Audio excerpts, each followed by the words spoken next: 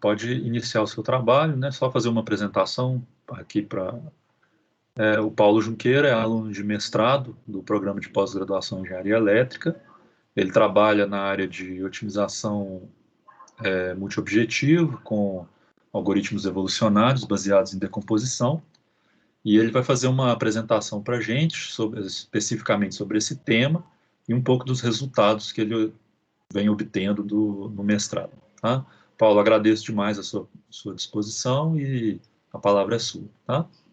Tá, joia. Boa tarde, gente. Meu nome é Paulo. Queria agradecer o Fred ao convite.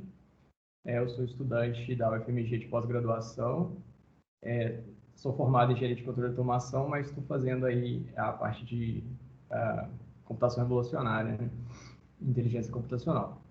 E hoje o Fred me chamou para explicar um pouquinho sobre o MoEAD, que é um algoritmo multiobjetivo que usa decomposição, e explicar um pouquinho também do trabalho que a gente vem fazendo, que é em cima desse algoritmo, né? Então, assim, se vocês, ao longo da apresentação, tiver alguma dúvida, se ficou confuso, pode perguntar, não tem problema, que a gente vai tentando melhorar aí, né, e aprender. Vamos lá. Para o trabalho de hoje aqui, a gente vai passar por uma introdução do MoEAD, né, explicar o contexto dele, por que ele é interessante, as características, depois entrar numa visão geral do código dele, explicar alguns métodos que são utilizados em conjuntos com o MoEAD, como no caso do Simplex Lattice, explicar um pouquinho as funções de decomposição que ele usa, né, no trabalho original, apresentar também alguns trabalhos relacionados que derivaram dele e podemos dizer assim que foram importantes também e puxaram um pouco as ideias do MoEAD e estenderam, né? Então a gente vai ver que tem muitos trabalhos nesse ramo e a gente vai entrar um pouquinho mais a fundo em um desses ramos, que é a parte de adaptação dos vetores de peso, que é o que a gente está trabalhando, né, na pesquisa, apresentar o algoritmo que a gente desenvolveu, como o Fred falou aí no SEC, que a gente submeteu, e no final as referências, algumas das referências, né, assim, não são todas, mas quem quiser se aprofundar pode perguntar depois aí que eu passo mais referência, que não falta, né. O MoEAD ele é chamado de Multi-Objective Evolutionary Algorithm Based on Decomposition. Ele vai ser um algoritmo um algoritmo evolucionário que vai utilizar de decomposição para pegar um problema multi-objetivo e decompor ele em N subproblemas de otimização escalar. Então, essa é uma das grandes características dele aí, que ele vai pegar esses problemas, né, de dimensão 3, principalmente 2, 3, 4, e vai decompor, basicamente a função de fitness dele vai virar apenas um valor escalar, né, que facilita bastante na hora de você comparar e obter o valor mínimo, por exemplo, de uma função. Isso ajudou bastante, principalmente quando se trata daqueles problemas, né, dos algoritmos de dominância, né, que em alta dimensão você tem problemas de perda de pressão seletiva, você não consegue comparar as soluções, né, fica difícil, né. Ele vai otimizar, né, todos esses subproblemas, esses N subproblemas de maneira simultânea, né, a partir de uma única população de soluções. Então, numa única run, ele vai passar por todos eles, otimizando cada dessas soluções. E ele vai utilizar, para fazer essa otimização, um conjunto de vetores, né? Então, são os subproblemas que são ditos no trabalho, né? Então, ele vai utilizar, em conjunto com esses vetores, uma função de agregação ou função de decomposição. Isso vai auxiliar para ele fazer o cálculo né, calcular cada um desses valores, esse valor escalar, né? E cada uma das N soluções de população, ela vai ser associada a esse vetor. Então, aí a gente já começa a ver uma das características dele, que ele depende desse conjunto de vetores, né? E esse conjunto de vetores vai ser importante, eu vou entrar mais a fundo, mas ele vai ser importante também, que ele vai gerar um resultado, né, um conjunto de soluções final, mais uniformemente distribuídos no espaço. Então, isso é outra característica interessante. E a gente já pode ver também que o número de indivíduos vai estar atrelado ao número de vetores, né, de pesos. Então, depende um pouco desses fatores. Ao longo da evolução, ele vai selecionar as melhores soluções encontradas em cada subproblema, né, em cada combinação daqueles vetores, E uma das características interessantes do MoEAD também é que ele vai fazer isso utilizando um conceito de vizinhança, né? A gente vai citar mais para frente ali, que é muito o termo chamado BDI, né? Que é a vizinhança do subproblema, né? Do vetor I. Então, ele faz, inicialmente, depois que eu já tenho um conjunto de vetores, ele faz essa definição das vizinhanças de cada vetor, né? Que basicamente vai ser utilizado através da distância euclidiana de cada vetor I para todos os vetores, e eu vou pegar os t vetores mais próximos, né? Então, por exemplo, a vizinhança do vetor 1, por exemplo, poderia ser os vetores 2, 3, 4, 5, né? Dependendo, lógico que isso vai depender um pouco da dimensão, né? Do conceito do espaço ali de distância entre os vetores, mas seria mais ou menos dessa forma, né? Opa, passei aqui demais. E aí, em cada geração, essas soluções dessas vizinhanças vão ser utilizadas para gerar novos indivíduos, e o novo indivíduo ele vai substituir somente aquelas soluções, né, que estão naquela vizinhança inicial.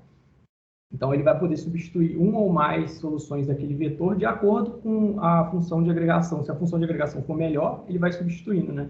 Então, está aí uma das formas de seleção dela. Então, uma forma de controlar como que ele vai selecionar e substituir é através desse conceito de vizinhança, né? E lá no próprio artigo, eu não cheguei a citar o nome, mas um dos autores é o Zhang e o Li, né? Não sei se vocês vão ver, tem muitas pessoas com o mesmo nome, mas eles propõem que esse tamanho de vizinhança, né, tamanho T máximo, ele tem que ser algo não muito pequeno e também não muito grande, porque aí você vai trabalhar aquele trade-off de exploration e exploitation, né? Você vai conseguir explorar mais ou menos dependendo do tamanho dessa seleção T. Mais para frente eu vou mostrar um exemplo mais um gráfico, e vai ser mais fácil talvez de visualizar isso, né?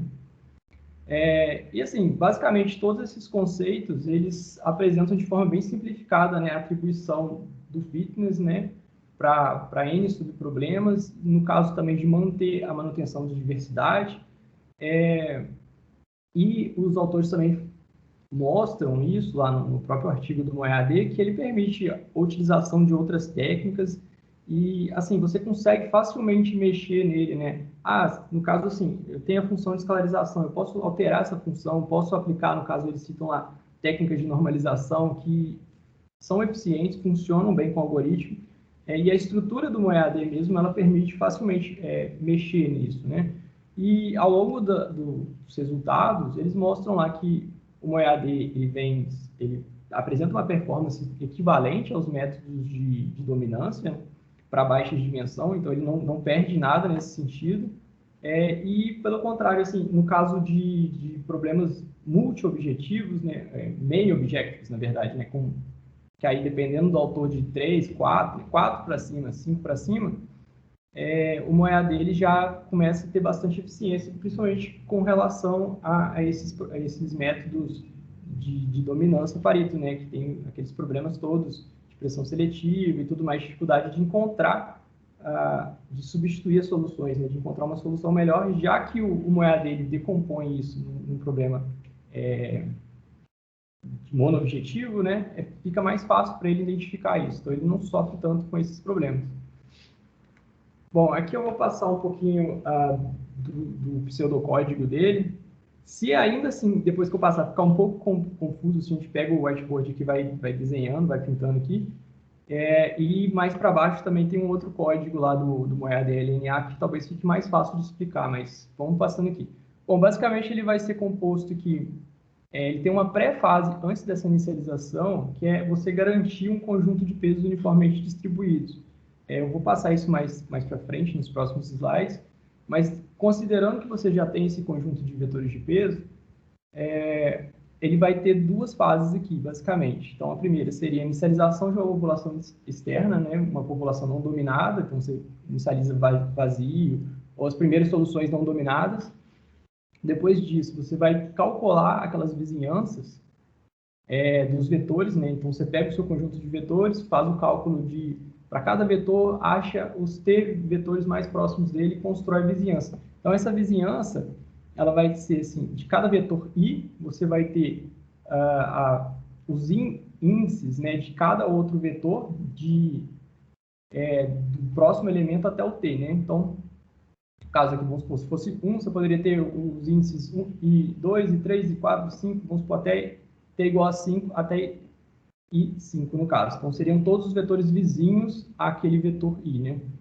Depois disso, gera uma população inicial, né, variáveis de decisão, gera lá conforme o problema, avalia elas na função que você está procurando, né, tipo assim, que você está otimizando, faz a avaliação para cada um desses elementos, e aqui você vai inicializar o que ele chama de ponto utópico, né, assim, o menor ponto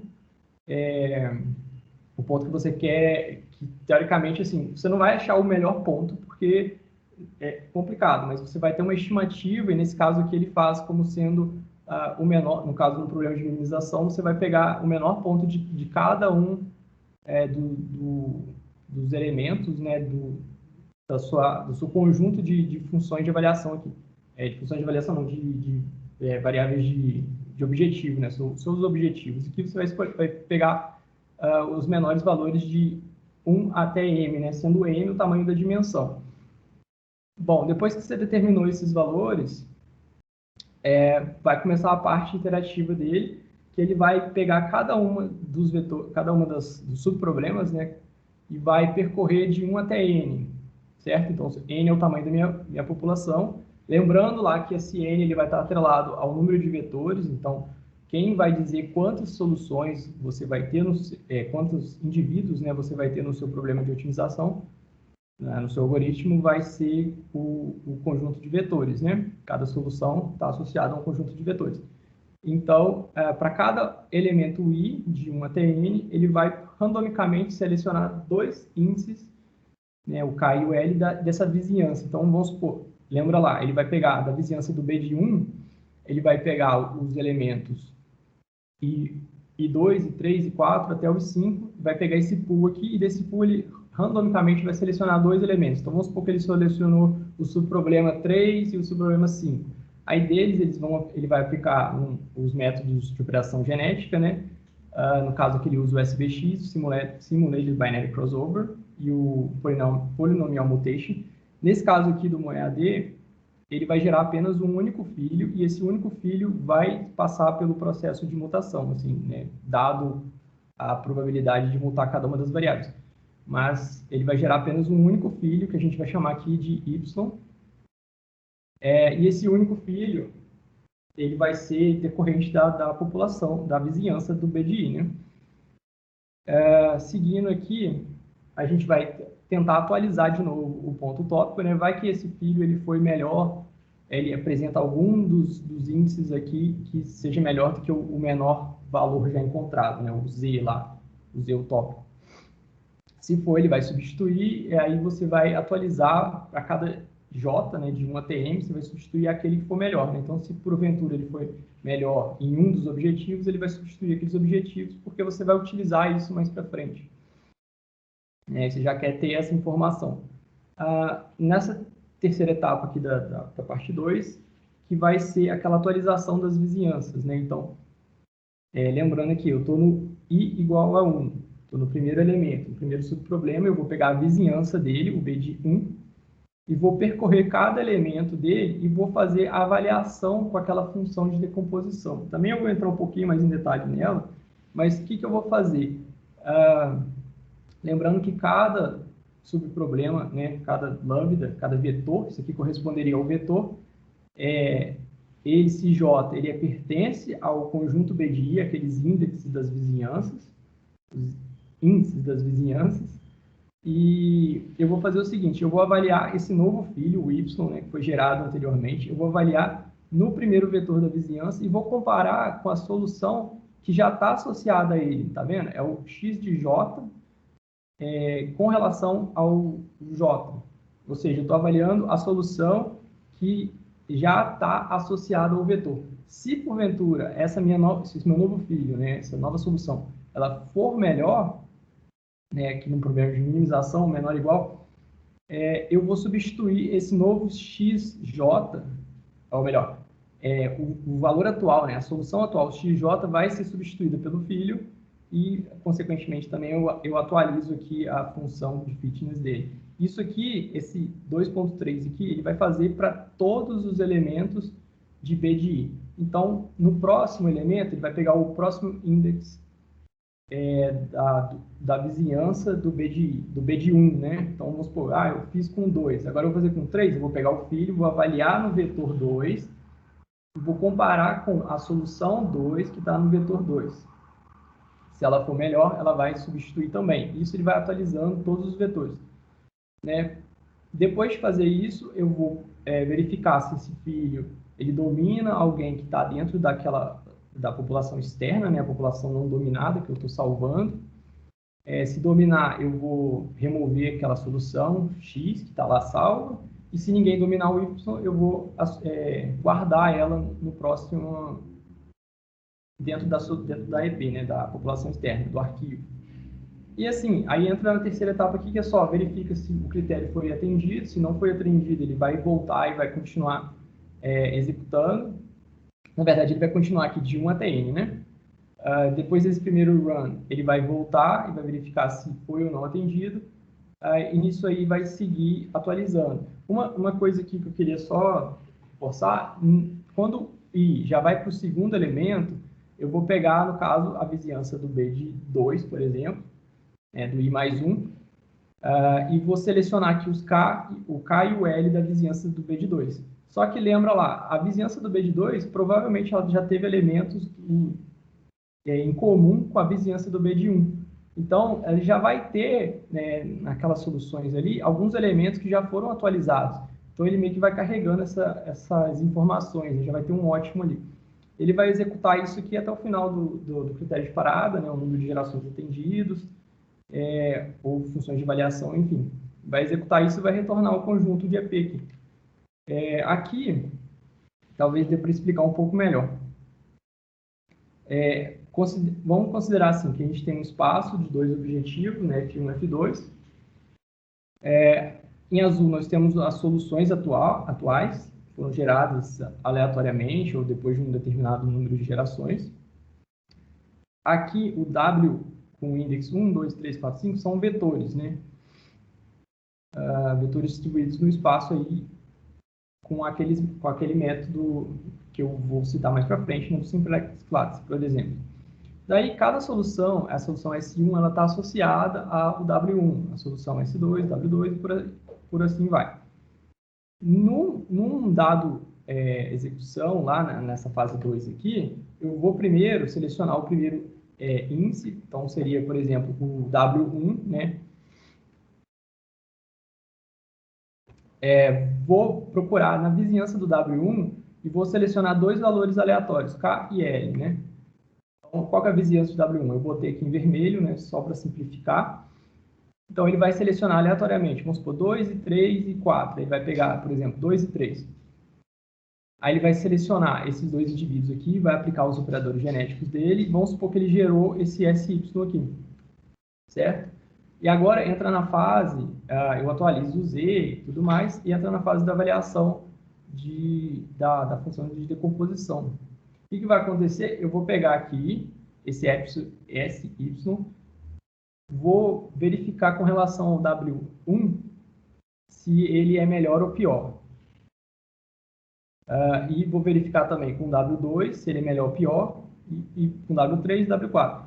Os que forem piores, eu vou substituindo, então ele simplesmente apaga, vamos supor, a solução S1 seria substituída por o SY, se fosse melhor seria substituído o S2, ele vai substituindo todo mundo que pode, nesse caso aqui do MoEAD.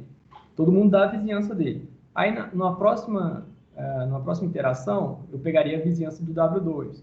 Por aí vai até acabar todo mundo. Não sei se ficou muito claro, mais para frente talvez a gente vai expandir um pouquinho mais isso aí, mas qualquer coisa vocês perguntem. Bom, para fazer, né, a evolução, ele vai precisar desse conjunto de vetores. Como é que ele gera isso no trabalho original do MoEAD? Ele adota esse método chamado do Simplex Lattice, que ele foi proposto inicialmente por Sheffer, e depois no trabalho que eles citam é do Dazen-Dennis. E esse método, basicamente, ele vai gerar um conjunto de vetores de peso através do método, através dessa função aqui de construção, que vai atender a essas restrições. Então, você tem duas restrições, que para cada elemento do vetor, se eu somar os índices, né, de 1 até m, eles têm que ser igual a 1, e cada um desses índices tem que ser maior ou igual a 0, né? Sendo que m, lembra lá, o m é sempre o tamanho da dimensão. E eu vou precisar de um outro parâmetro chamado h, que é um número inteiro qualquer, que você pode estabelecer, e eu vou construir esse conjunto de vetores aqui, né, que é 1 sobre h até h sobre h, de 1 até n. Na verdade, sim, eu vou construir os vetores, né, os lambdas, i de 1 até m, utilizando esse conjunto de pontos aqui, né, de números, sendo que eles têm que atender essa restrição aqui. Eu vou explicar um pouco melhor aqui. Ó. Então, vamos lá. Esse aqui é o meu conjunto 1 sobre h. Então, é 0. Considerando m igual a 3 e h igual a 5, por exemplo, eu tenho que construir um conjunto de vetores de 3 dimensões. Então, aqui, ó, primeira, segunda, terceira dimensão, e 1, 2 e 3. Eu vou pegar e vou montar esse conjunto aqui, né? Imagina esse conjunto de números, e vou começar a construir os vetores. Só que lembra, ele tem que atender aquelas restrições, né? O somatório dos valores tem que ser igual a 1, e nenhum valor pode ser menor que 0, né? Tem que ser maior ou igual a 0. Que atende as duas restrições aqui. Então, vamos lá. Como o meu h é 5, seria 0, 1 sobre 5, 2 sobre 5, 3 sobre 5, 4 sobre 5, 5 sobre 5. A partir disso aí, eu começo a construir esses valores, né? O primeiro é 0, o segundo é 0, eu faço a combinação, né? E o último aqui vai ser o que sobrou, 1. No caso, ele pode fazer aqui 1 menos B1 menos B2, que eu vou terminar os outros. Então, eu vou construindo esses vetores dessa forma, né? O segundo aqui, por exemplo, vai ser 0, 0, 2, 0, 8. Você vê que a soma deles dá 1, nenhum deles é menor que 0, e por aí vai. E eu vou construindo isso para essas características, né? M3 e H igual a 5.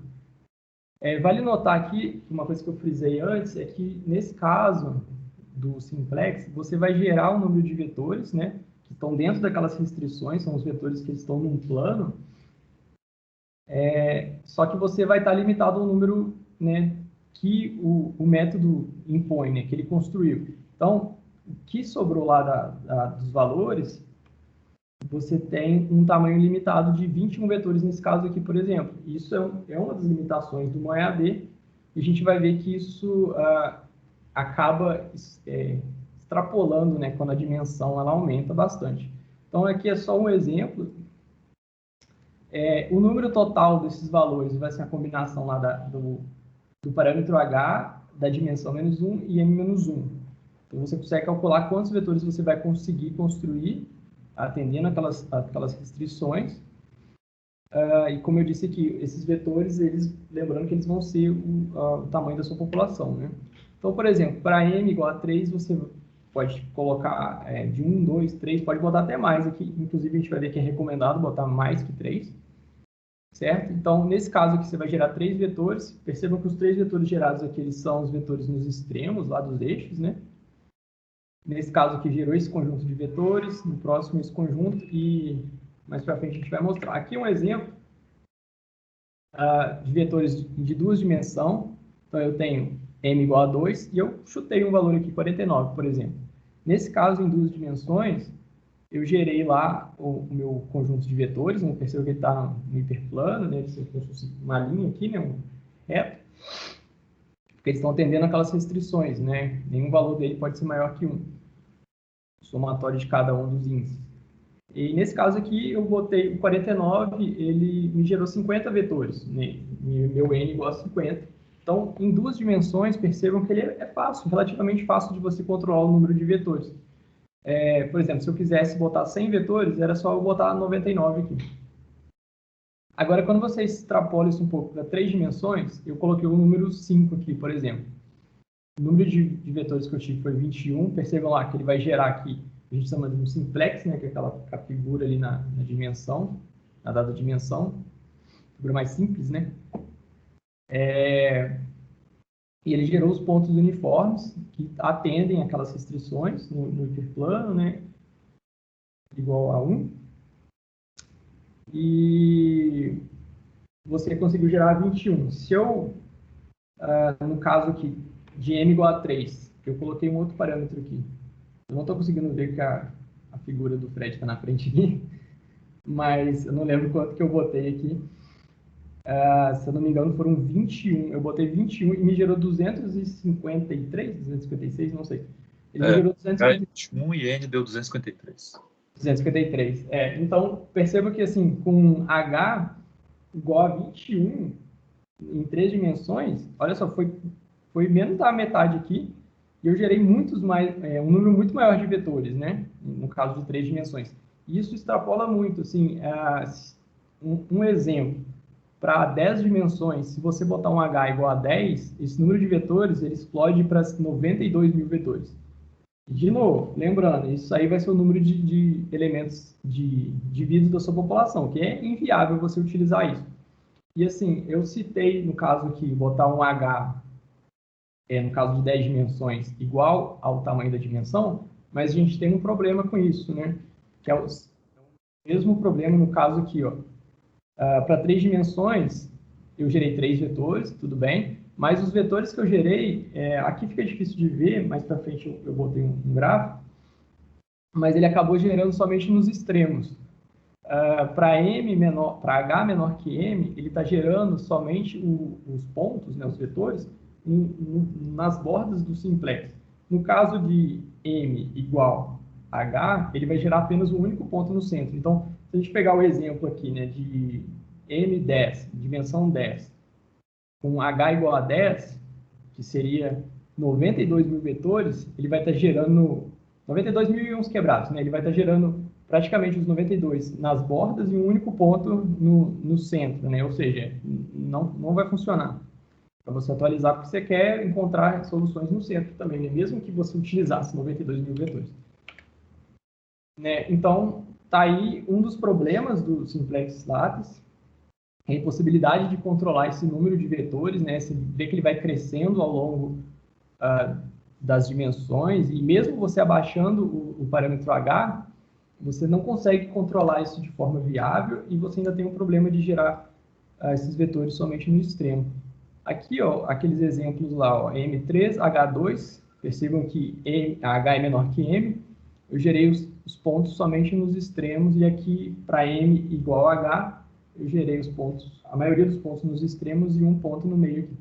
Isso é ruim, né? Porque uma das grandes vantagens do MoEAD é você utilizar desses vetores para ter um conjunto final de soluções uniformemente distribuídos no espaço. Né? Você não precisa, por exemplo, aqueles métodos de crowd and distance, né? Que tem lá no NSGA2, por exemplo, para poder pegar os pontos mais uniformes, porque você usa esses vetores para ter essas soluções bem distribuídas no final, né? E aí você tem esse problema, né? Se o H for menor que M, os vetores acabam sendo posicionados nesses extremos, né? Nos bordos. Eu acho que eu já acabei aqui. Bom, surgiram, a gente vai ver mais para frente, vários outros métodos que eles trabalham essas limitações, né? Você tem o Two Layers, que ele cria duas camadas, ele vai criando camadas desse simplex e vai colocando elas no meio aqui. Então, ele cria camadas menores e vai preenchendo. Isso ele consegue resolver esse problema de deixar o meio do simplex vazio, e ele consegue, de certa forma, amenizar o problema de controlar o número de vetores, né, de indivíduos. Há outros métodos também, métodos construtivos, outros métodos que estendem até o two layers, né, o K-layers, que ele vai fazendo várias e várias camadas, métodos que eles geram um conjunto aleatório de pontos, aplicam a restrição e depois vai preenchendo, e aí, assim, não fica tão uniforme em alguns casos, mas resolve completamente o problema da dimensão, resolve o problema do número de vetores. Né? Então, assim, tem outros métodos, mas esse é o que é utilizado no MoEAD originalmente. Bom, e a função de decomposição é que vai fazer aquela conta, né? Voltando aqui, só para que passou. A gente vai utilizar aqui para fazer a avaliação e a substituição dos filhos, né? Que vai fazer, vai pegar o problema multiobjetivo e decompor ele num problema escalar. Né? Então, junto com esse vetor, você vai decompor ele no único problema. No trabalho original, eles utilizam 3 funções de decomposição, né? A soma ponderada, Chebyshev e a PBI, que eu vou falar um pouquinho mais para frente. Aqui eu vou passar meio por alto mesmo, então, basicamente, ele vai fazer o quê? Vai pegar, no caso da soma ponderada, você vai ter a variável x, por exemplo, e o seu vetor, né? Então, você tem o xi aqui, lembra lá, e o lambda i. Você vai avaliar ele, no caso, eu vou botar xj, né? Para não confundir aqui, xj e lambda j. Então, você vai pegar cada um daqueles índices, né, do de I até M, vai fazer a multiplicação pela função de decomposição e vai somar isso, você vai ter um único resultado, né? Tá, na Chebyshev você vai fazer algo, né, um pouquinho diferente, que no caso você vai utilizar aquele ponto utópico para você poder deslocar o ponto, vai fazer a avaliação, vai multiplicar pelo vetor de peso e vai pegar o maior valor, no caso aqui da minimização, né? E todas essas funções, elas buscam minimizar aquela distância, né, da solução até o seu ponto Z, né, que é o que faz geralmente o problema de otimização, né? Você quer achar o menor valor, no caso de minimização.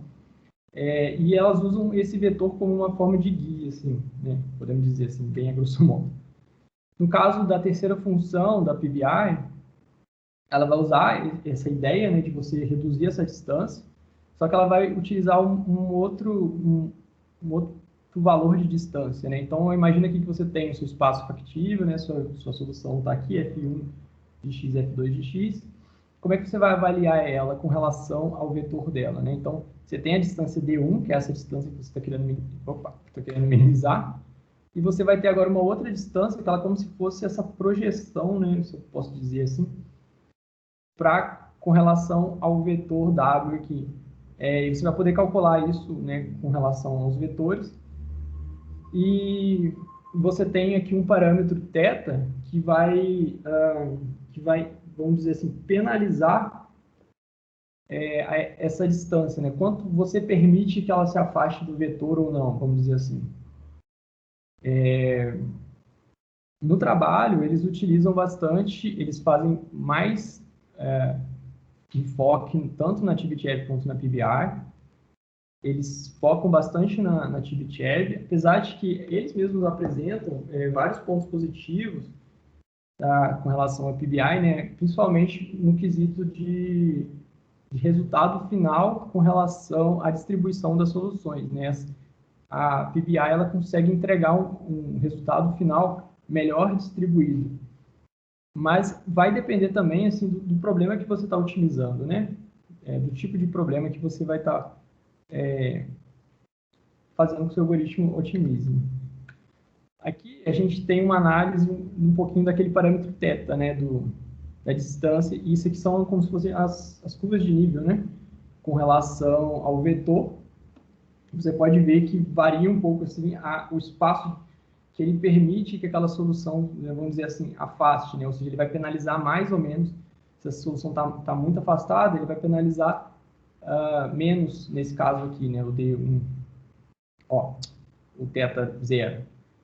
Nesse caso aqui, ele vai penalizar um pouco mais e assim por diante. Vale notar que no MoEAD original, eles sugerem um parâmetro de θ não muito pequeno e também não muito grande, e eles usam um parâmetro igual a 5, né, que seria mais fechada que essa aqui, no caso, né, as curvas de nível, mais fechada que essa terceira figura aqui.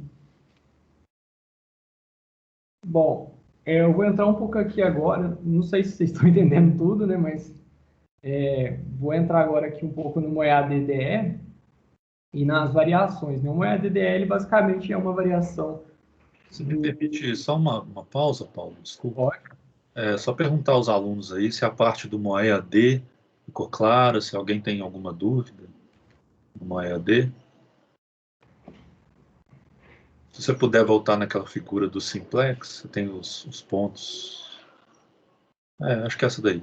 Então, só resumindo, né, a ideia central aqui do MoEAD, né, observem que gerando esses vetores de peso aqui, eu setorizo a busca no meu espaço de objetivos. Então, cada vetor de peso aqui, ele está setorizando, ele vai representar um subproblema, mas também uma região, né, um setor no espaço de objetivos, onde eu vou buscar uma solução do problema de otimização multiobjetivo. E além disso, né, além de setorizar, eu aplico uma função de agregação, que o Paulo mostrou aí 3 possibilidades, né, mas a PBI é bastante utilizada, que ela vai transformar o problema multiobjetivo, agregando os objetivos com aquele vetor de peso, em um problema monoobjetivo. Então, eu vou ter, para cada vetor de peso aqui, um subproblema escalar associado àquele vetor de peso.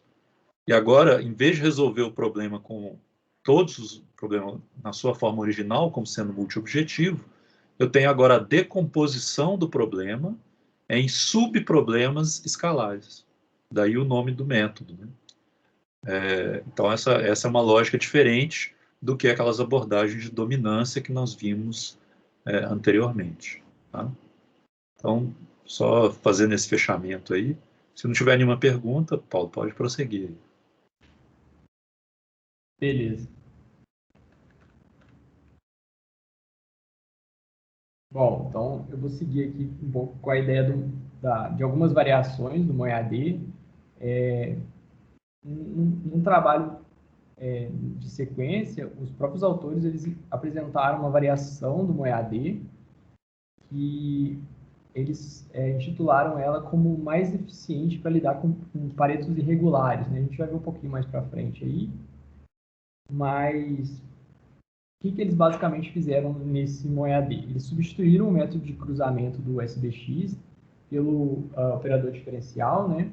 Que esse operador de diferencial evolution, o DF, ele é dito que ele tem mais eficiência em alguns casos, em casos com fronteira irregular, né?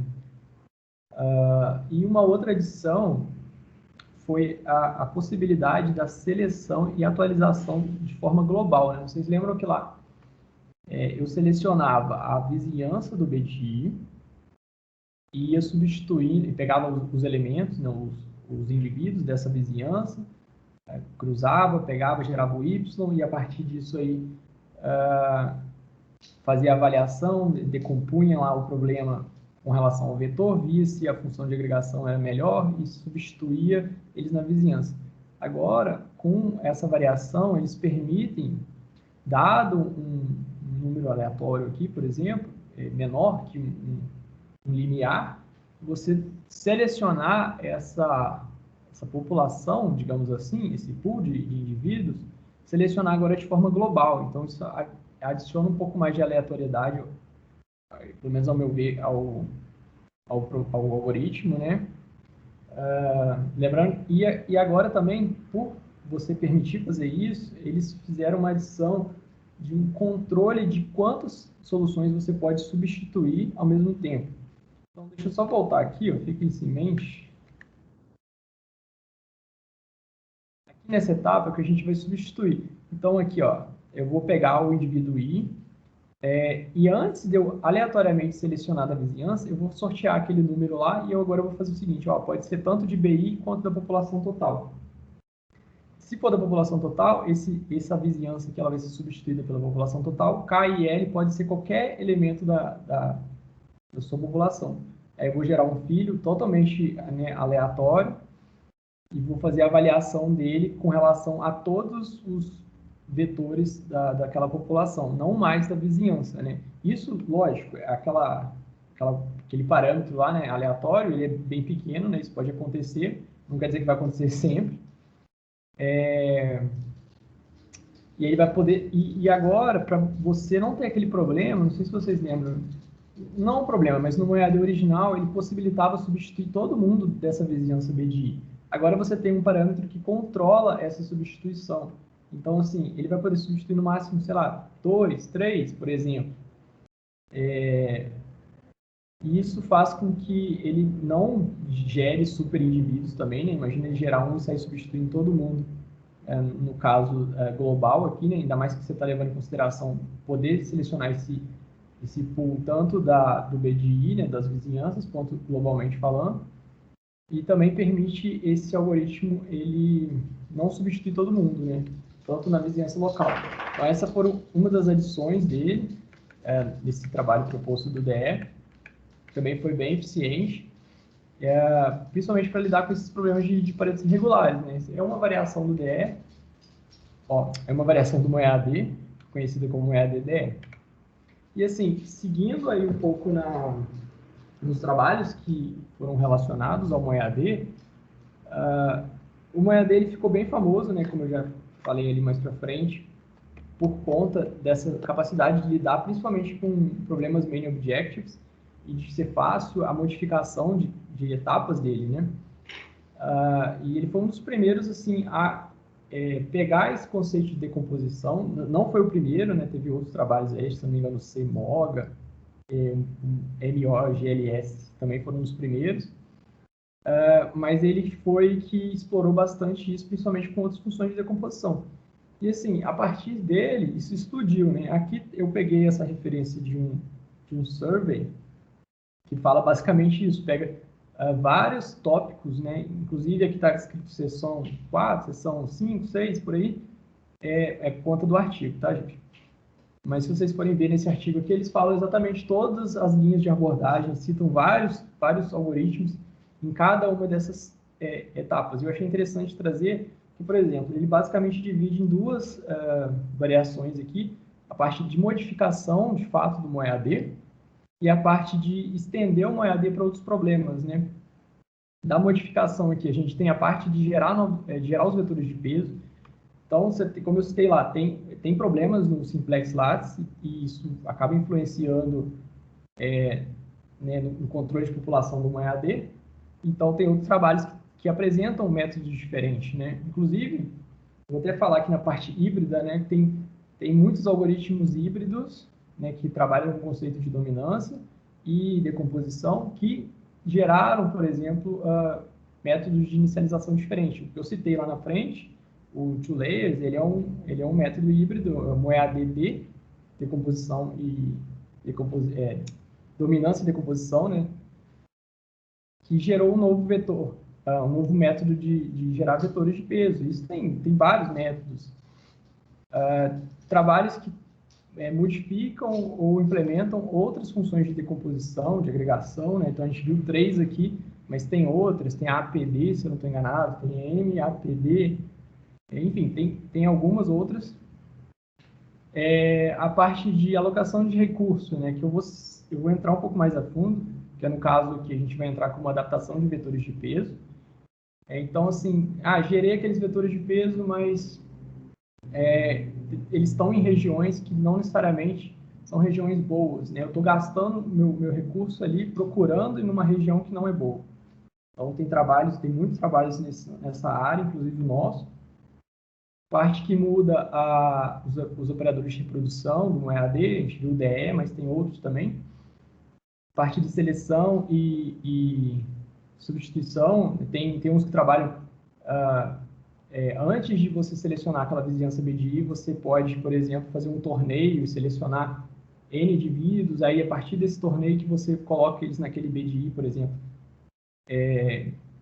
E outros métodos aí. E tem os métodos os trabalhos que estenderam esses estudos, né? Principalmente em main objective, né? Testando o MoEAD e suas variações em problemas com maiores dimensões, problemas com restrição, incorporando preferência, né? Você usar um vetor para poder selecionar uma região específica do Pareto, né? E problemas de mundo real, né? Que já são bem complicados aí, inclusive de alta dimensão, muitos deles, né? Aí aqui eu vou entrar um pouquinho naquela etapa da adaptação dos vetores de peso, né? Então, por que adaptar os vetores de peso? Por que isso significa, igual a gente viu aqui, significa uma alocação, um desperdício de alocação de recursos? Então, aqui eu peguei uma outra imagem de um outro survey, e nesse survey ele trabalha mais focando nos algoritmos daquele grupo de adaptação de vetores de peso. Então, aqui, por exemplo, a gente tem uma fronteira Pareto, que ela é chamada de regular. Nesse caso aqui, o conjunto de vetores de peso, então essas bolinhas verdinhas aqui, elas estão no mesmo formato, elas contemplam toda a região do Pareto, né? Então, qualquer solução que chegar aqui vai facilmente encontrar uma região do Pareto, né? Então, se eu chegar a otimizar isso aqui, eu vou ter uma boa representação de todo o Pareto. Daí você começa a ter as irregulares, que são essas aqui de B até E. A descontínua, por exemplo. Então, olha lá de novo, os meus vetores. Mentira, os vetores são as linhas azuis aqui. E as soluções são as verdinhas. Percebam que, como a minha fronteira Pareto é essa vermelha aqui, e eu tenho alguns buracos nela, né, por isso descontínuo, e eu tenho vetores nesse meio aqui, que eles estão lá, e lembra lá, a gente está tentando otimizar com relação a, por exemplo, a PBI. Você tem as distâncias D1, D2, né, com relação ao Z e com relação à distância do vetor. Então, as minhas soluções elas estão sempre tentando chegar mais próximo dos vetores, mesmo que não tenha ali nada, né? Ou seja, você está desperdiçando um tempo que você podia estar procurando algo mais no meio aqui, por exemplo, do que gastando o seu recurso computacional procurando nessa região. Só que não dá, porque o seu algoritmo é feito para procurar com relação aos vetores de peso, né? E o mesmo vai acontecer aqui no caso da degenerada, né? A fronteira Pareto dela é numa dimensão diferente, né? De M-1. Alguém uma dúvida? Então, mais difícil ainda, né? Olha nesse caso aqui que os meus vetores estão espalhados, né, naquele formato de triângulo e minha fronteira Pareto é só essa linhazinha aqui. Olha que dificuldade, né? Você tá buscando coisa ótima para cá, mas a linha é só aqui. Tem, no caso, essa D aqui que é invertida, né? Então, a fronteira Pareto, ela tem o formato lá do triângulo, só que ela é ao contrário, né? Então, acaba tendo esses buracos aqui também, né? Não buracos, mas assim, você acaba procurando em outras regiões. E essa última aqui, ela é chamada de caudas afiadas, né? Ela tem aqui uma região que ela é muito puxada, vamos dizer assim, que qualquer melhora aqui, qualquer variação da solução, ela joga para o extremo, entendeu? Então é muito difícil você aproximar essas regiões aqui. Ainda mais porque, olha só, os vetores, não tem vetor contemplando essa região. Então ele vai, ou vai ficar para cá ou vai ficar para lá. Então não vai ficar nesse meio aqui. Então esse é um dos motivos, né? Você tem diferentes fronteiras Pareto e a maioria, tipo assim, as mais difíceis, né, são as são os reais, né? Vamos dizer assim, que as funções de benchmark normalmente, lógico que tem as irregulares para a gente poder medir, mas os problemas reais, você não conhece essa fronteira Pareto. Então, seria interessante você ter um algoritmo que conseguisse adaptar para poder contemplar essas regiões, né, que são que não tem esses buracos, ou não tem buracos, ou são de dimensões diferentes. Bom, isso seria por que atualizar, né? Então, assim, você adaptar e priorizar essas regiões que são promissoras, mas ao mesmo tempo difíceis, né? Então, aqui você tem regiões promissoras, aqui você tem regiões muito difíceis, né? Que qualquer variação aqui joga para um lado, joga para o outro, você não tem uma representatividade grande da fronteira. Mas aí fica a pergunta, né? Como é que você vai identificar o que é uma região promissora e o que é uma região de difícil aproximação? E assim, depois que você responder isso, identifiquei. Como é que você vai gerar os vetores, vai tirar de uma e gerar no outro, entendeu? Então, porque às vezes o algoritmo está com dificuldade de aproximar mesmo, mas não é porque ali é um buraco, mas é porque está difícil, sabe? É uma região que ela é promissora, tem algo bom ali, mas o algoritmo não está conseguindo. Então, você tem que identificar para poder melhorar, fazer com que incentive ele a procurar naquela região e pare de procurar nessa região aqui. Então, ao invés de eu buscar soluções nesse meio, eu pego esses vetores e tento procurar aqui no meio, porque ele não está conseguindo, ele tá buscando só os extremos ou coisa do tipo. Como é que faz isso, né? Como é que diferencia essas regiões? Tem algumas abordagens, né, a maioria delas, o conceito de adaptação de vetores de peso, busca sempre tentar remover e deletar mesmo, né, comparar densidade de região. Então, por exemplo, aqui você tem as bolinhas verdes, são as soluções, aí você compara as regiões, vamos supor, você verifica que ó, tem bastante soluções nessa região. Não tem soluções aqui, então você remove, fala assim, não tem nada aí, vão tirar e vão tentar gerar aqui no meio, entendeu? Então, muitas das soluções, elas trabalham com esse conceito, né, de verificar proximidade, verificar densidade, trabalhar com o conceito de não dominância também, fazer essa parte híbrida, né? Tem muitos trabalhos que estão utilizando aquele conceito de fronteiras Pareto, vendo regiões, se está numa fronteira, naquela primeira, segunda fronteira, por exemplo, aí remove os que estão na terceira fronteira e gera nas primeiras fronteiras. Enfim, tem várias técnicas nesse sentido. Algumas aqui a gente pode citar, né?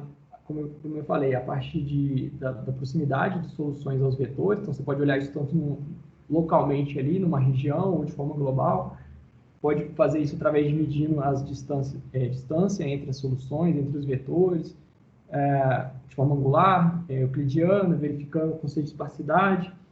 Pode utilizar técnicas, por exemplo, de métrica, né? Você calcula o HV ali, não que seja computacionalmente fácil, né? Mas tem algumas técnicas, algumas abordagens nesse sentido, verificando soluções não dominadas, né? Que teoricamente estão em regiões boas. Uma forma de gerar, tem trabalhos que geram vetores de forma aleatória. O próprio, se eu não me engano, talvez o Fred até vai saber melhor, o CMOGA, se eu não me engano, o celular, que é um dos primeiros, esse ou o Moglis lá, ele fazia isso de forma aleatória, né? Ele gerava novos vetores de forma aleatória, ou associava vetores de forma aleatória. Então, você pode verificar isso, né? Ou então, tipo assim, você você identificou a região lá, que ela é uma região promissora, então você pode utilizar ali, por exemplo, a média entre dois vetores de uma região promissora e colocar ele lá dentro. Por exemplo, nesse caso aqui, eu identifiquei que esse vetor aqui é uma região promissora e esse vetor também. Então, eu posso pegar aqui e calcular, sei lá, a média desses dois vetores, gerar um novo vetor aqui nessa região e reassociar as soluções e ver o que ele acha por ali, entendeu? Eu posso ou simplesmente pegar, vamos supor, aqui está muito ruim, eu vou tirar ele daqui e vou gerar em outro lugar. Pode trabalhar também com populações externas, né, com arquivos que inclusive é o que a gente usou. E aqui estão alguns dos algoritmos, tem muitos outros, que trabalham com isso. Esses algoritmos, não coloquei as referências de cada um deles, mas vocês podem achar pelo próprio survey da parte adaptativa, que é esse survey 6 aqui. Então, você tem, por exemplo, variações, inclusive o NSGA3, né, o famoso NSGA3, ele tem uma versão adaptativa. O próprio MoEAD implementaram uma versão adaptativa dele que utiliza conceitos do NSGA3. O MoEAD AWA, que ele utiliza conceitos de esparsidade também para identificar regiões que eles chamam lá de pseudo-esparsas, né? E ele substitui, ele tira esses vetores das regiões que são falsas, né? Assim, que teoricamente estão muito aglomeradas ali, e gera um novo vetor considerando o meio deles, né?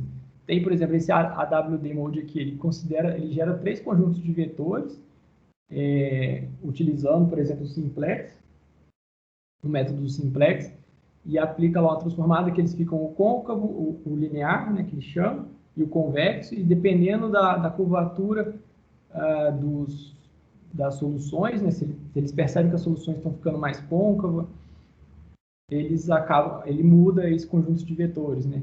Tem muitos algoritmos, né, se não me engano, esse 2ADV aqui, o NAA, eles utilizam o conceito de dominância em conjunto com o conceito de vetores para poder selecionar.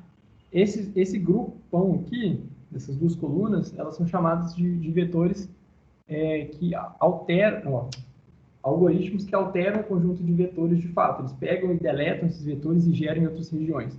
Esses outros aqui eles alteram a associação dos vetores. Então, ele permite, no meio lá, ele tem uma função ele calcula uma função, como se fosse uma função de pertinência, eu esqueci o nome agora, mas ele calcula uma função, um valor para cada um dos vetores, e assim, à medida que vai passando a evolução dos algoritmos, se esses valores vão caindo de um limiar, eles reassociam, eles mudam as soluções de lugar. Então, assim, os vetores são fixos, mas eles mudam as referências, né?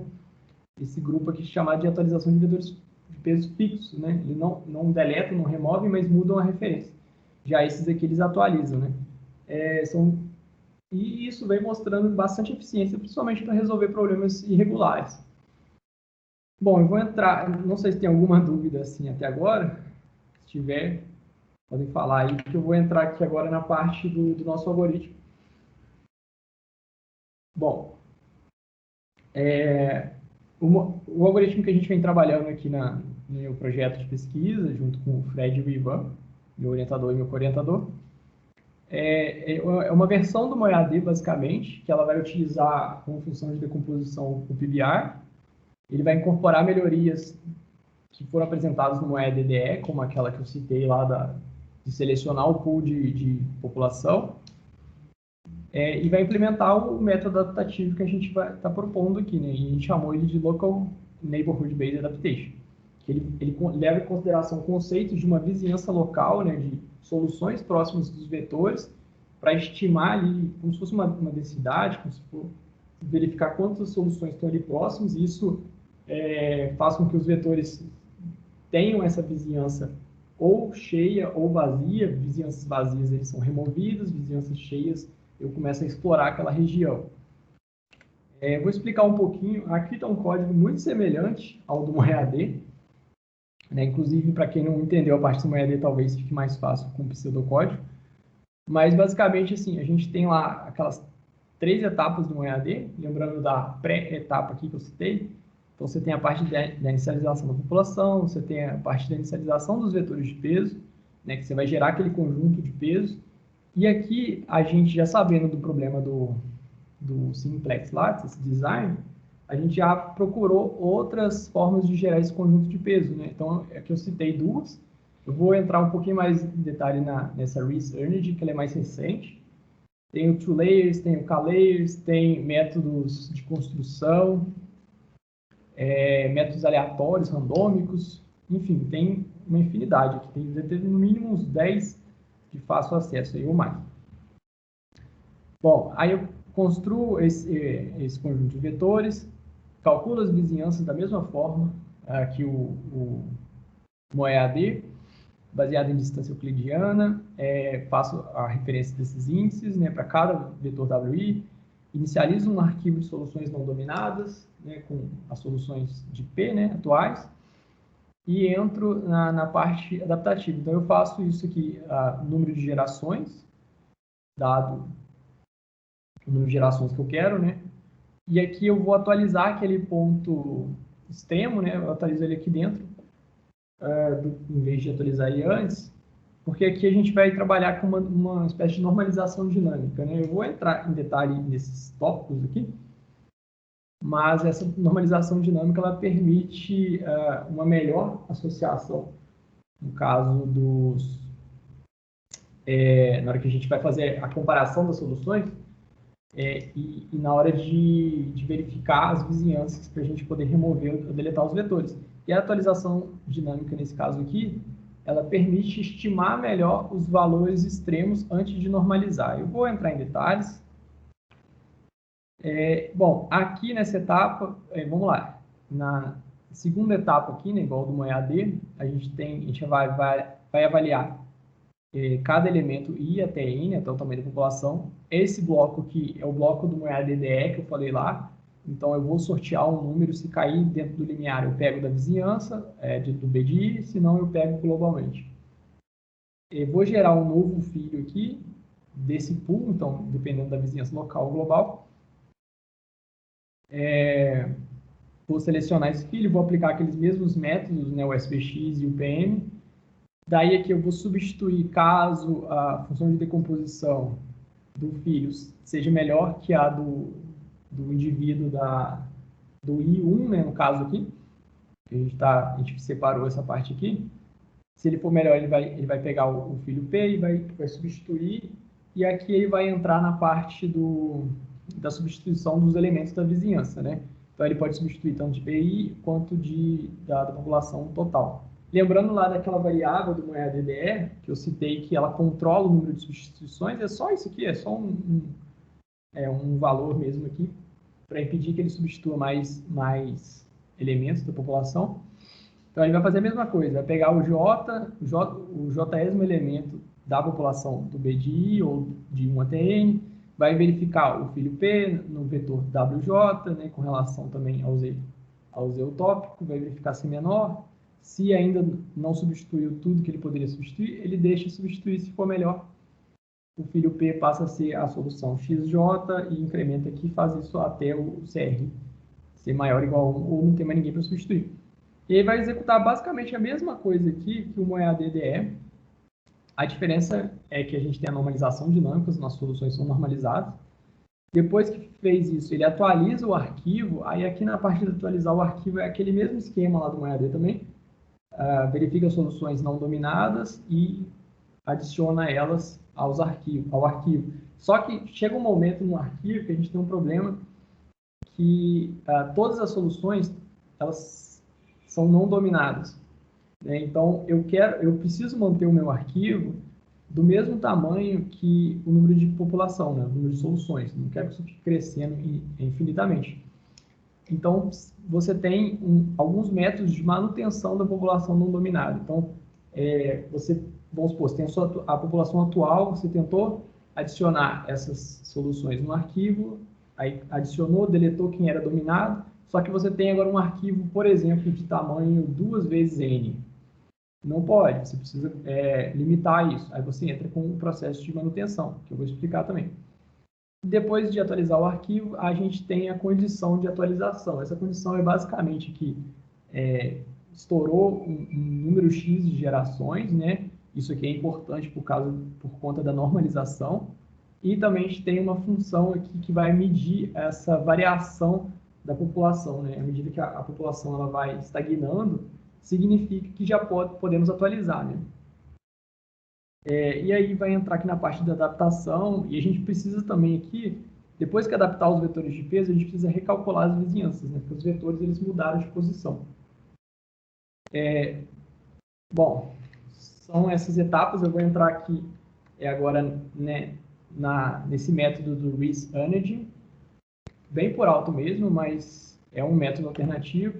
Então, como é que ele vai construir? Esse trabalho é um método de otimização, ele vai gerar um conjunto de pesos inicialmente e vai buscar um outro conjunto de pesos para poder minimizar, no caso, maximizar a distância, né? Ele utiliza esse conceito de ResEnergy, que nada mais é do que a energia potencial em alta dimensão, né? Ele leva em consideração que o inverso dessa distância, da energia potencial, ou melhor, leva em consideração o conceito de energia potencial, é que o inverso da distância entre dois elementos aqui está inversamente proporcional à energia potencial, né? Então, ele busca minimizar essa distância potencial, que aí ele maximiza a distribuição dos vetores de espaço.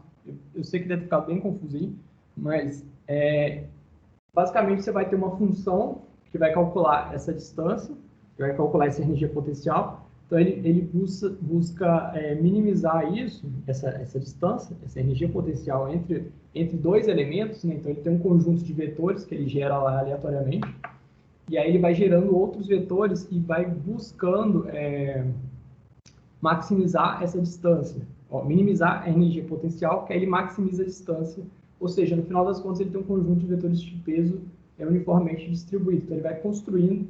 Ele utiliza, se eu não me engano, um método de otimização chamado Adam, se eu não estou enganado, é tipo um gradiente descendente, né? E nesse caso aqui é possível controlar esses vetores de peso. Só que é um método de otimização, né? Você precisa rodar ele durante um certo tempo para ele poder otimizar dependendo do tamanho da população. A gente utiliza na segunda etapa também aqui a parte da normalização dinâmica, né? Qual seria a diferença assim, da normalização? No caso, a gente estava normalizando, utilizando aquele conceito de min e max, né? Pega os maiores, o menor, a diferença do maior valor, entre o maior e o menor valor e diminui, né? No caso aqui seria basicamente essa. Você quer normalizar o FI. Então, você pega o menor valor do seu conjunto de dados e divide pela diferença entre o maior e o menor, você está normalizando ali, né? No caso da normalização dinâmica, fica interessante porque você desacopla essa necessidade, inicialmente, de você ter informações com relação ao valor máximo, né? Ao Z máximo, né? Lembra lá, o seu ponto utópico e nadir, né? Seu ponto máximo e mínimo da sua população.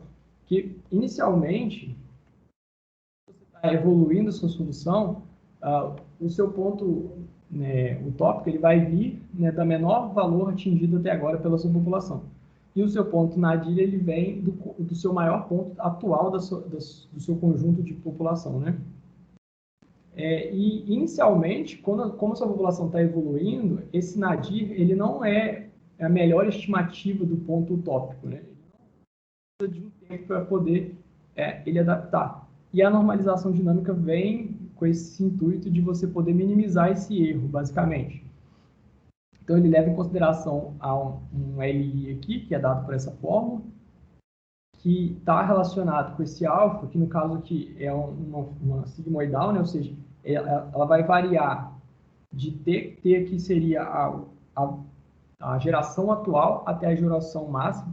Então, ele vai mudando esse valor de alfa, e esse valor de alfa vai aumentando a significância do valor máximo, do Z máximo, né, do Z utópico. Então, por exemplo, assim, inicialmente você vai ter o alfa igual a zero, que deixa essa equação independente do ponto nadir, né, do ponto Z extremo lá. Isso faz com que a normalização não dependa dele, já que no começo você não tem essa noção. E à medida que você vai evoluindo e vai chegando mais próximo do T final, da geração final, esse ponto ele vai pegando e vai levando em consideração o Z nadir, porque você já tem uma relação, você consegue estimar ele de forma mais eficiente. No nosso caso aqui, a gente usa esses critérios de T também, para poder normalizar ela antes do que da evolução final, né? Então, aqui, ó, não sei se vocês lembram, eu tenho a condição que eu preciso que a geração tenha atingido um valor, mas tenha atingido esse valor por quê? Porque no caso da nossa normalização dinâmica, esse T grande aqui, ele não vai no final da geração, né? Então, vamos supor, eu vou evoluir minha população por 500 gerações. Não. Eu vou evoluir por 500 gerações, mas o meu T máximo aqui, ele vai até 100, por exemplo. Por que a gente faz isso? Porque a gente não quer esperar todo o conjunto, toda a evolução para poder normalizar com o Z máximo. A gente quer ter, sim, essa estimativa melhor do Z máximo, mas não quer levar em consideração toda a população. Então, por isso que a nossa normalização, ela vai chegar numa hora que ela vai ser mais rápida, né, vamos dizer assim, do que a normalização convencional dinâmica que é apresentada nesse trabalho. Porque quando chegar nesse valor máximo, nesse T máximo, nosso algoritmo já está apto a evoluir se aquela métrica de convergência aqui dizer que já está suficiente, né? Então, a gente quer que, quando ele estiver pronto para evoluir, já esteja tudo pronto para normalizar 100% com, por exemplo, alfa igual a 1. Né? A manutenção do arquivo aqui, lembrando lá, a gente vai ter o conjunto de soluções no arquivo, que vai chegar uma hora que muitas soluções vão ser dominadas, e aí como que você seleciona o seu tamanho limite de N, né? Vamos supor que você tem 2 N's de soluções não dominadas no arquivo e você queira uma representação, um conjunto uniforme, né? Você não pode sair deletando qualquer solução nesse caso. Seria interessante você ter uma forma de medir qual solução é boa, já que a forma de medir por solução não dominada já não funciona mais, porque todas as soluções são não dominadas. Então, a gente utiliza esse método de manutenção, que ele vai buscar sempre um conjunto de pontos final, conjunto de soluções, com maior espaçamento, né? Tipo assim, um menor grau de multidão. Então, ele vai determinar aqui um raio que vai ser dado pelo tal, esse R aqui vai ser o cálculo do nicho que ele cria para cada solução. Então, ele vai buscar assim, as soluções desse nicho. Essa solução está muito tumultuada, então ela não é uma solução boa, porque você quer maximizar a distância, né? Você quer mais espaço possível no seu conjunto de pontos. Então, ele vai utilizar esse cálculo dessa distância, vai ser o produtório desse valor aqui. Esse valor vai depender da distância aqui entre um ponto P e um ponto Q. Então, você tem lá, por exemplo, 10 pontos numa região, são só as 10 soluções. Você vai pegar o primeiro, vai calcular a distância para todo mundo, vai dividir esse valor pelo espaço, o valor da dimensão, e isso vai dar uma métrica, vai basicamente virar assim para você. Esse ponto P, ele está com um valor X, que significa que ele está numa região de muito tumulto. Então, ele não vai ser selecionado para ficar no arquivo, vamos dizer assim. Isso eu vou removendo esses pontos e vou recalculando esses valores. No final das contas, eu tenho um arquivo de tamanho N, mas que ele tem soluções, continua tendo soluções não dominadas, mas soluções bem distribuídas. Por fim, aqui, antes de atualizar, a gente tem um cálculo, né, de uma medida, de uma métrica que vai verificar a estagnação da nossa população, porque o que a gente não quer é que o nosso algoritmo ele fique atualizando, independente se tá pronto ou não, né? Então, você tem um problema das soluções, elas começarem a estagnar, né? Ela não melhora, você não tem uma melhora nas soluções. E aí, como é que a gente mede isso? A gente utiliza essa métrica de dispersão da mediana da população, né? Então, a cada ΔT gerações, né, nas últimas ΔT gerações, eu vou fazer esse cálculo, eu vou pegar e calcular a melhora relativa de cada subproblema, né, de cada G, né, cada função lá de decomposição, com relação às últimas ΔT melhores, às últimas ΔT gerações, perdão. Né? Então, eu vejo assim, por exemplo, vamos supor, a solução S1, ela tinha valor 2.5, aí as 10 gerações atrás, ela tinha valor 2.6. Então ela não melhorou tanto, assim. Aí vamos supor que, mexeu lá, acabou tendo uma diversidade, foi para uma região promissora, então ela saiu de 2.5 para 2, por exemplo. Então mexeu bastante, então ela teve uma melhora relativa boa. E eu vou fazer isso para cada solução, vou acumular esses valores numa janela de tempo, uma outra janela, na verdade. Isso vai me permitir calcular o coeficiente de dispersão, né, que vai ser a razão entre a variância dessa janela pela média. Eu vou fazer isso de toda a população, resultando na mediana, que a gente chama de D, que isso vai indicar para a gente se a população ela estagnou ou não. Então, você bota um ponto de corte lá, igual a gente botou aqui, por exemplo. A gente botou um valor de 0,01, que é o que é recomendado no trabalho original. Então, a partir do momento que a gente verifica que a solução ela estagnou, esse valor aqui ele vai começar a diminuir até que ele vai ser menor que 0,01 e todas as condições estão aptas para atualizar os vetores, né? Bom, a parte da atualização dos vetores ela vai ser dividida em 4 partes, né? Deixa eu voltar aqui. Então, a gente está entrando aqui agora nessa linha, basicamente. Essa linha aqui, que é a adaptação dos vetores de peso, ela divide em 4 funções básicas. E elas podem ser divididas assim: o cálculo do número das soluções do arquivo, que são próximos de cada vetor, dando origem ao que a gente chama de vizinhanças locais. Então, a gente vai utilizar aquele arquivo que a gente realizou a manutenção. Esse arquivo ele vai ter informações importantes, que são das soluções não dominadas, e vai ser interessante a gente usar eles, porque eles estão indicando regiões que são promissoras, né? Lembra lá que a gente falou, como é que a gente identifica isso? No caso, a gente está usando um arquivo para poder identificar essas regiões. Isso vai servir para a gente construir o que a gente chama de vizinhança local, né? A vizinhança em torno daquele vetor com relação às soluções do arquivo, né? As soluções não dominadas que estão próximas do vetor. E depois disso a gente tem uma segunda etapa, que é a remoção dos vetores que não tem nenhuma solução próxima deles, né? Que é chamada de vizinhança de tamanho zero. Na terceira fase, a gente tem a adição de novos vetores nessas regiões que sobreviveram e a gente tem a associação final dos vetores. Bom, entrando um pouco mais a fundo em cada uma dessas etapas, a gente tem aqui, por exemplo, a parte de inicial aqui do cálculo das vizinhanças.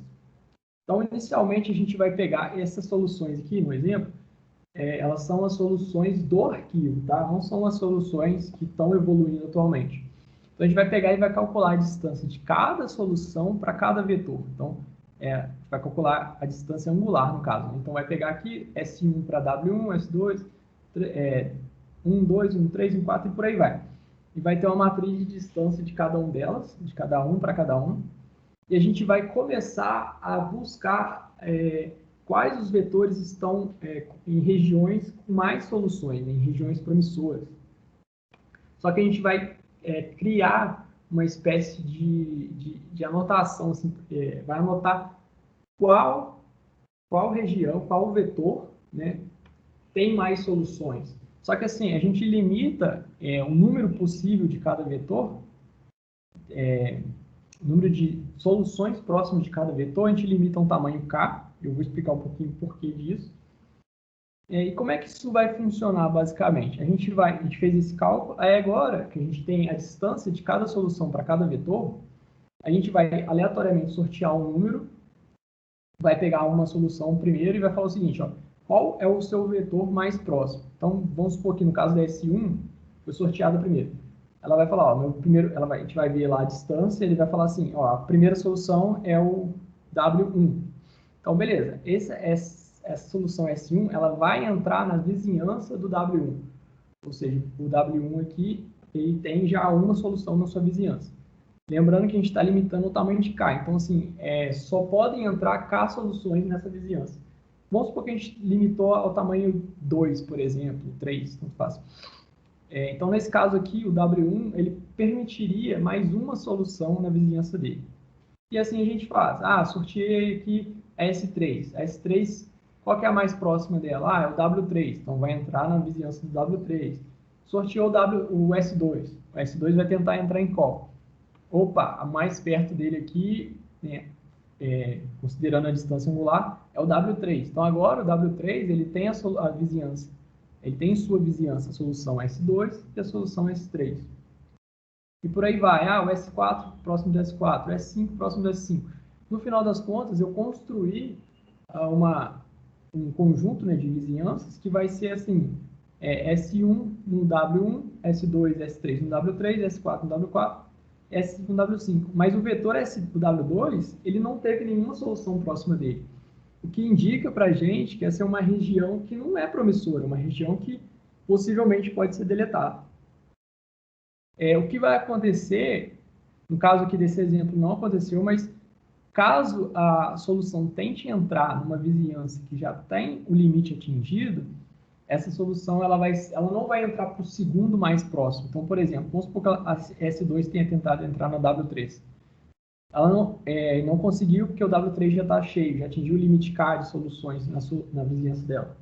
Ela não vai pegar e falar assim, não, minha próxima é o W2, eu vou entrar no W2. Não, ela simplesmente é reservada e a gente usa essas soluções que são reservadas depois que eu distribuí todo mundo, né? Eu verifiquei a vizinhança, construí todas as vizinhanças, eu vou pegar esse pool de soluções, né, que tentaram entrar, mas não conseguiram, e vou redistribuir elas para vizinhanças que a gente chama de tamanho 1 ou menor vizinhança que a gente tem. Qual que é o objetivo disso aí? É explorar outras regiões que são promissoras, né? Então, por exemplo, eu tenho, vamos supor que a S1 aqui, ela sobrou somente com uma solução. Então, eu peguei uma solução lá, S6, por exemplo. Ela tentou entrar aqui na S5 e não deu, na W5 não deu. Aí eu separei ela e agora eu vou selecionar todas as vizinhanças de tamanho 1. Vamos supor que eu tenha lá o W1, o W4, o W5 está cheio, né? O W1 e o W4. O W2, você lembra lá que ele não tem nenhuma solução, mas a gente não permite que as soluções entrem nele. Apesar dela ter uma vizinhança de tamanho 0, ela não é permitida você redistribuir para esse tipo de vizinhança, porque ela já foi considerada ruim, entendeu? Várias soluções não estão próximas dela, então a gente não vai redistribuir para esse tipo de solução. A gente só vai buscar vizinhanças de tamanho 1 ou maior, né? No caso, assim, a menor valor diferente de 0. Então, ela poderia simplesmente entrar aqui nessa vizinhança, o que faria nas próximas etapas, né, nas próximas evoluções, você explorar mais essa região. Bom, a partir desse momento aqui, a gente teria definido o conjunto de vizinhanças, né? Quais soluções, ou melhor, assim, quantas soluções estão em cada vizinhança? E a gente chegaria para a parte da etapa 2. Essa etapa 2, a gente vai simplesmente remover essas soluções que não contêm nenhuma solução. Então, lembra lá do nosso primeiro exemplo.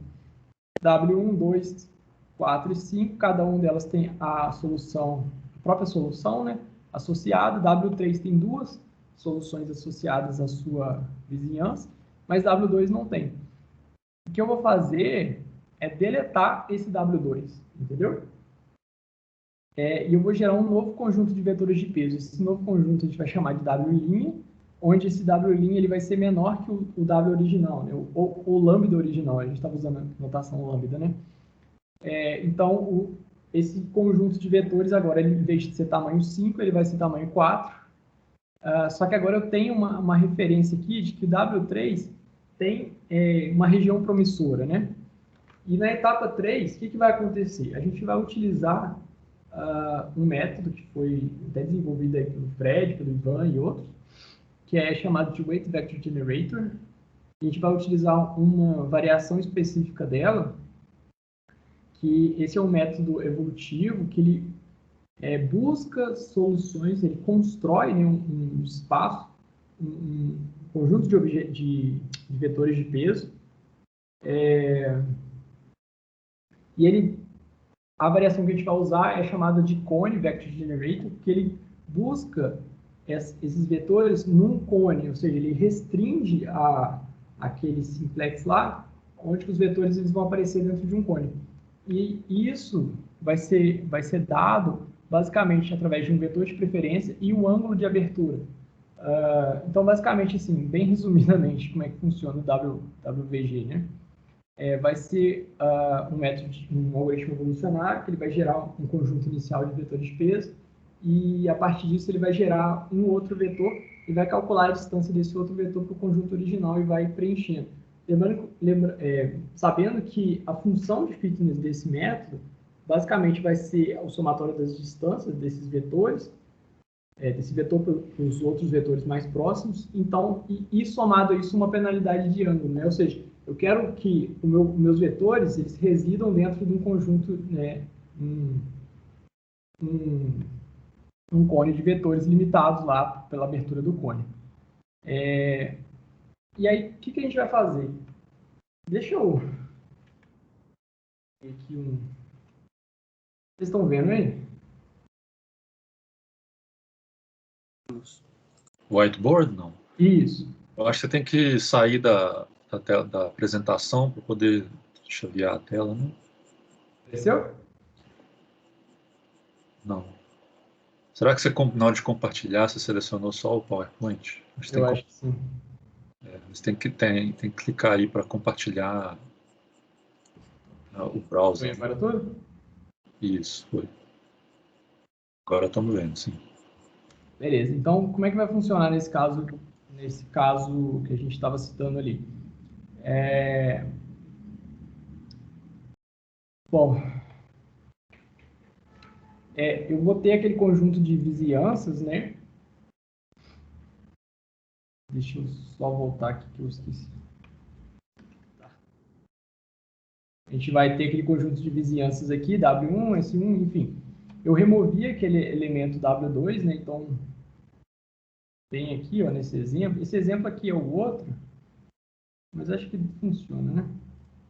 Então, eu vim aqui e falei, ó, remove esse vetor. Esse vetor não existe mais no meu conjunto. Esse aqui é o meu conjunto W', que era para ser um W, né?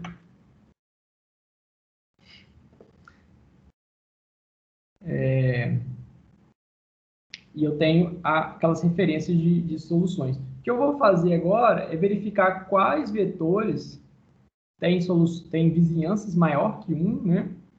Que no caso aqui é o meu W3.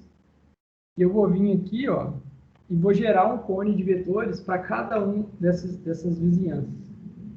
certo? Então, lembra lá, eu preciso, como é que eu vou fazer isso? Eu preciso de um vetor de preferência. Qual que vai ser o meu vetor de preferência? Vai ser o próprio vetor original, aquele que tem as vizinhanças. E o ângulo, eu vou determinar esse ângulo através de um parâmetro C, e o número, não, perdão, é o arco cosseno de 1 sobre a raiz de m com um φ. O cachorro tá doido aqui.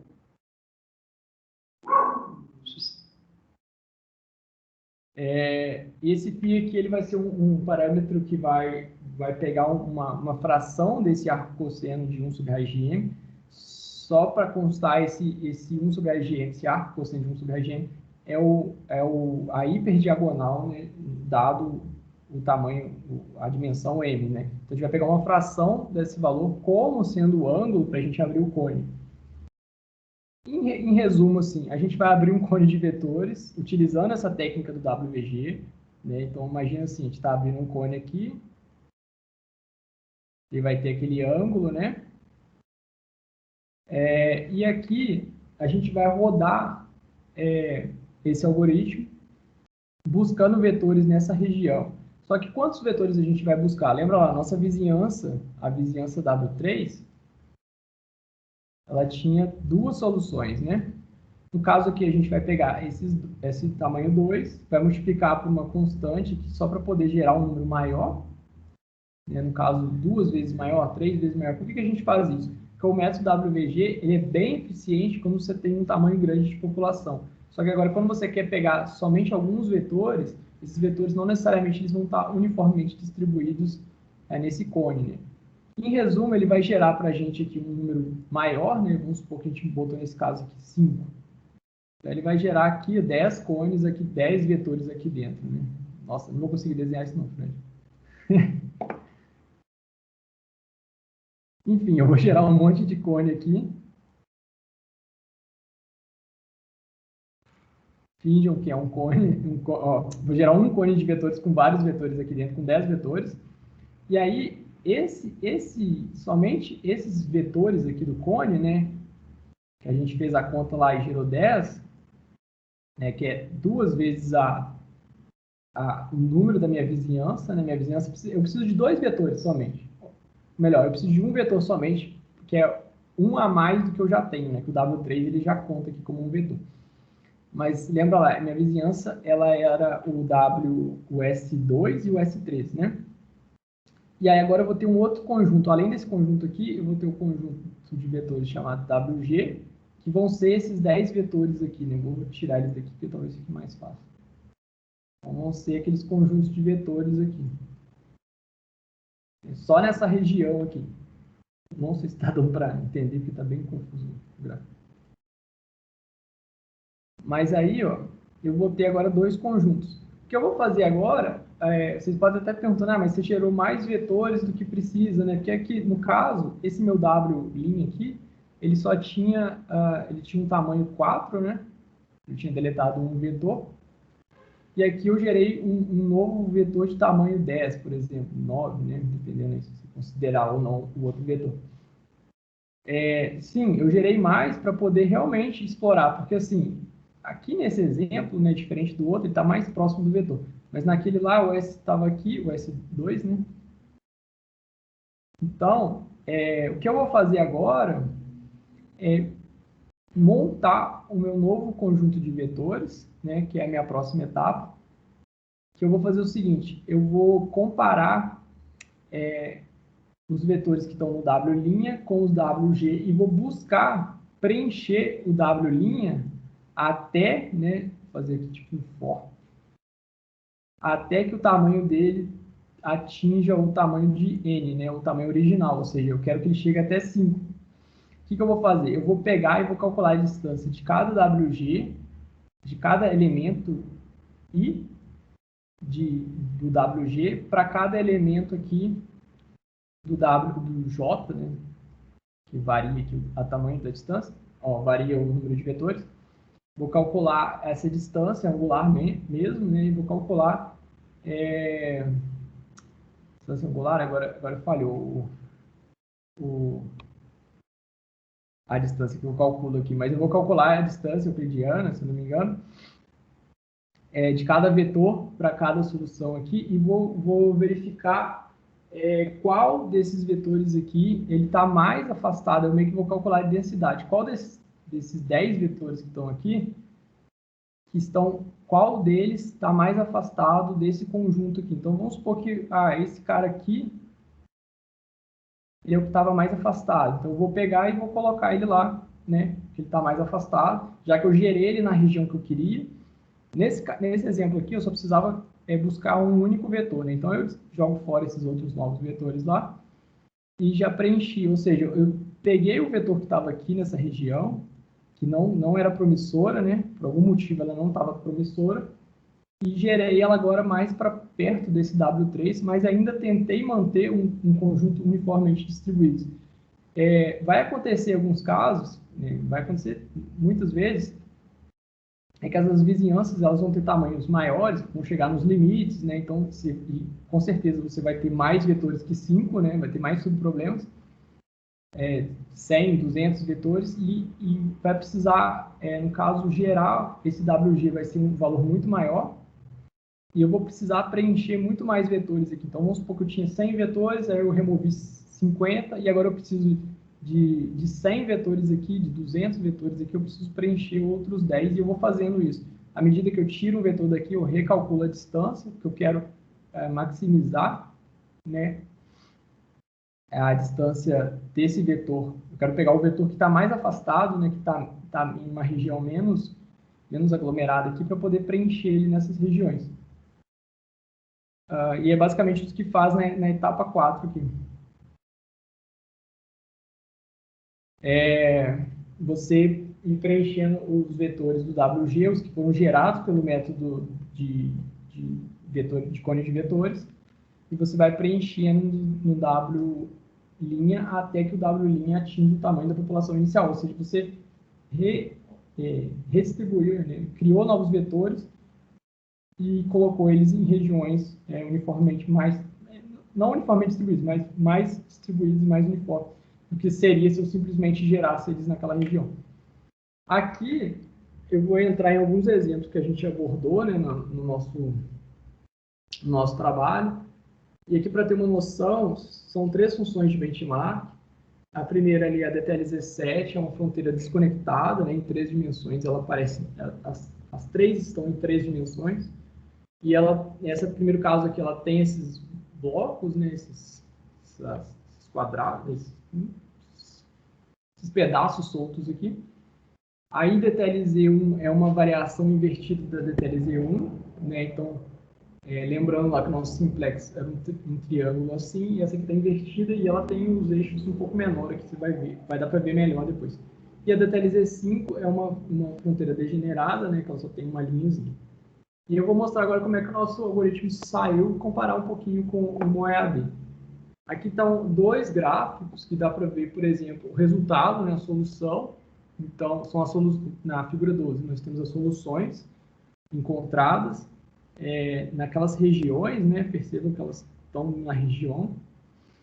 Na figura 13, a gente tem os vetores, a comparação da evolução dos vetores de peso. Em azul, a gente tem os vetores iniciais, que são gerados daquela forma, né, que a gente mostrou lá, o simplex. E o amarelo, o laranja, são os atualizados. Ou seja, os vetores eles migraram dessas regiões em azul para essas regiões aqui, ou seja, eles se adaptaram, né? Uma coisa que eu esqueci de notar, nesse trabalho nosso aqui, a gente mantém os vetores extremos fixos para não perder, né, a informação total, perder a informação do espaço. Mas a gente pode atualizar qualquer outros vetores, e isso aqui acontece mais de uma vez, né? Eles vão mudando, e às vezes eles vêm para regiões que às vezes não são boas, mas o algoritmo permite que ele vá para essa região, pelo menos numa primeira atualização, mas aí numa segunda atualização ele verifica e vê que isso não é tão bom assim, e vai mudando ao longo. Então, assim, não são tão uniformemente distribuídos como o método do simplex, por exemplo, mas eles já, agora eu consigo explorar melhor essas regiões que de fato são regiões promissoras, né? Regiões onde tem um pedaço da fronteira Pareto. Aqui é uma comparação, por exemplo, com o MoEAD. O MoEAD não faz isso, né? Então, à direita, à esquerda, né? Figura 14. Eu tenho o meu resultado, o MoEAD LNA, e na figura 15 eu tenho um MoEAD. Então, percebo assim, estou usando o mesmo número de vetores de peso, o mesmo número de população. Parece que o MoEAD, ele não... Né, parece que tem menos soluções, mas é porque essas soluções elas estão aglomeradas nessas regiões aqui. E geralmente isso acontece em extremos. Se vocês podem ver, provavelmente aqui essas soluções elas estão ficando bastante aglomeradas aqui, porque elas têm os seus vetores de peso, os seus subproblemas, né, estão nas outras regiões. E o que faz, né, digamos assim, de ruim isso, que você acaba não explorando, você acaba concentrando essas soluções aqui nessas regiões. Então, esse já deu para ver que as soluções elas estão melhores distribuídas do que o próprio MoEAD. Aqui da TLZ invertida, né? A gente conseguiu, esses são os resultados, as soluções da figura 16. A gente nota que na comparação com o MoEAD vai dar para ver melhor, mas o meio dele está bem preenchido. E olha como é que os vetores eles se adaptaram ao formato da fronteira mesmo, né? Que é o triângulo invertido. Então, você tinha lá aquele triângulo normal, grande, né? Que ia de 0 a 1, e aqui você vai até meio, né? Que é de fato a escala dessa fronteira. E ela fica direitinho no formato do triângulo invertido, né? Os vetores atualizaram bem nesse caso. Em comparação com o EAD, a gente tem aí, ó, de novo, por aquele mesmo motivo de você ter os vetores puxando as soluções para essas regiões, os subproblemas, né, puxando as soluções para essa região, você acaba tendo uma concentração maior aqui nos extremos, o meio dele acaba ficando, né, com poucas soluções, são as soluções dos vetores mesmo. No nosso caso aqui, a gente consegue distribuir melhor essas soluções, né? E por fim, a parte degenerada, que já é difícil mesmo, é bem complicada mexer com essa função. E pode ver assim, que ele acaba, mesmo ele tendo dificuldade de gerar cones, né, que no caso estou gerando cones de vetores para tentar mapear uma linha aqui, ele acaba tentando gerar alguma coisa aqui, mas lembra que eu falei lá que ele permite explorar outras regiões, né? Que assim, o algoritmo não sabe o que é uma região boa, o que é uma região ruim exatamente, assim, ele está tentando entender isso. Então, nas primeiras gerações ele entende que isso aqui é uma região boa. Só que aí, como ele é difícil ainda de aproximação, ele mantém isso aqui como sendo uma região promissora ali, né? Tenta explorar isso ali. Mas aí você acaba tendo como se fosse uma linha que ele ajusta os vetores do jeito que ele pode. E comparando com o MoEAD, de novo, parece que parece que eu estou comparando o MoEAD com menos soluções, né? Mas não, é porque o MoEAD tem soluções bastante concentradas aqui, né? Acredito eu que ele permite, né, substituir muitas soluções, então acaba gerando valores muito iguais também. E por fim, eu apresento aqui a parte do IGD, né? Uma métrica para avaliar a qualidade, né, dos resultados, e a gente fez essa avaliação em 72 instâncias. A gente avaliou da DTLZ 1 a 7, algumas dessas a gente apresentou aí, e a WFG1, eu não citei aqui, mas a gente avaliou também na DTLZ invertida 1 e na DTLZ invertida 2, né, que são os casos da DTLZ 1 e 2 invertida, igual eu mostrei aqui agora. E nesses casos a gente obteve 23 melhores médias, né? A gente comparou alguns outros algoritmos adaptativos também, MoEAD AWA, a gente comparou MoEAD DRA e a gente comparou também com a base do MoEAD e o MoEAD DE. E aqui são muitos números, mas eu acho que dá para ter uma noção. Né? Então aqui nós temos os problemas, a dimensão do problema, né? De 3 a 10 objetivos, que foi o que a gente testou. Os problemas, né, DTLZ invertida, 1 e 2, DTLZ 1 e 7. E aqui estão as médias de 30 runs, né, de 30 interações do IGD, da métrica IGD, para cada um dos algoritmos que nós testamos. Né? Então, a EAG MoEAD, adaptativo, adaptativo, adaptativo. Esse aqui é uma versão, o MoEAD DE, né? Esse aqui é aquele híbrido que eu falei com vocês, que é o MoEAD decomposição, dominância e decomposição, né, que utiliza esses dois. Ele não é adaptativo, mas ele usa, né, conceitos híbridos e o conceito do MoEAD. O MoEAD M2M também não é adaptativo, mas ele usa o conceito do MoEAD, e o próprio MoEAD a gente comparou todos eles contra o nosso.